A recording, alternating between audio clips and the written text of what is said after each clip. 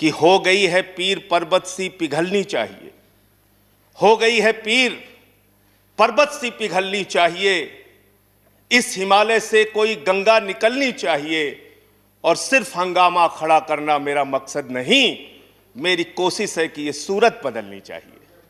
आज मुल्क में जो हालात है किसान के मान्यवर, आज क्या हालत कर दी गई है इस देश में।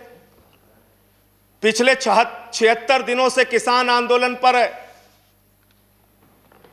उनके ऊपर लाठियां चलाई गई, आंसू गैस के गोले छोड़े गए, बूढ़े किसानों की आंखें फोड़ दी गई, कड़कती ठंड में पानी की बौछारें की गई, उनको आतंकवादी कहा गया, उनको गद्दार कहा गया, उनको खालिस्तानी कहा गया मान्यवर, उनको अपमानित किया गया। यहां तक कि भारतीय जनता पार्टी के एक विधायक ने कहा ये किसान नहीं आतंकवादी हैं, इनको सूट कर देना चाहिए, और अगर दिल्ली पुलिस नहीं कर पाती तो मैं इनको जूतों से मारूंगा, जूतों से मारूंगा। ये भाजपा के लोग कह रहे हैं मान्यवर। इस देश के अन्नदाता जो आपको अनाज पैदा करके आपका पेट भरते हैं, आप उनको जूतों से मारने की बात करते हैं। 11 दौर की आप वार्ता कर चुके, सारी की सारी वार्ता फेल। आप कहते हैं मैं एक फोन कॉल की दूरी पर हूं। मैं पूछना चाहता हूं क्या इस सरकार के पास कॉल करने के लिए 2 रुपए भी नहीं है?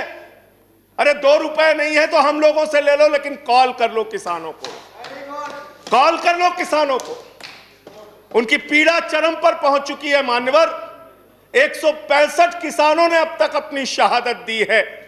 आप जाइए गाजीपुर बॉर्डर पे, वहां पे 97 साल के इलम सिंह आपको मिलेंगे।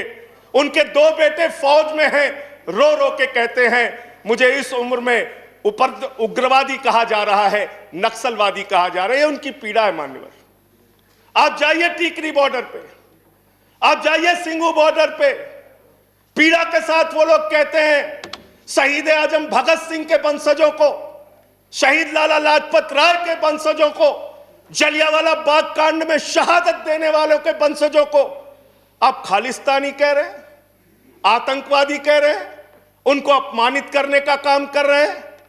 मैं आपसे पूछना चाहता हूं क्या दुश्मनी है आपकी इन अन्नदाताओं से? चलिए सब कुछ कर लिया आपने, अब तो कम से कम उनके ऊपर दया कीजिए और ये तीनों काला कानून वापस लेना ही पड़ेगा, आपको लेना चाहिए। अब आपने जुल्म की इंतहा कर दी है। आप चले जाइए गाजीपुर बॉर्डर पे मान्यवर, कटीले तार, बड़े बड़े कीले गाड़ दी गई हैं, 12-12 इंच की कीले सड़कों पे गाड़ दी गई हैं। देखकर ऐसा लगता है कि दुश्मन देश की सेना आने वाली है। ऐसी स्थितियां दो परिस्थितियों में जन्म लेती हैं मान्यवर। जब देश का शासक अपनी जनता से डरने लगता है तो ऐसी सीमाएं बेड़ियां बनवाता है, या देश की जनता को शत्रु समझने लगता है तब ऐसी बेड़ियां लगवाता है।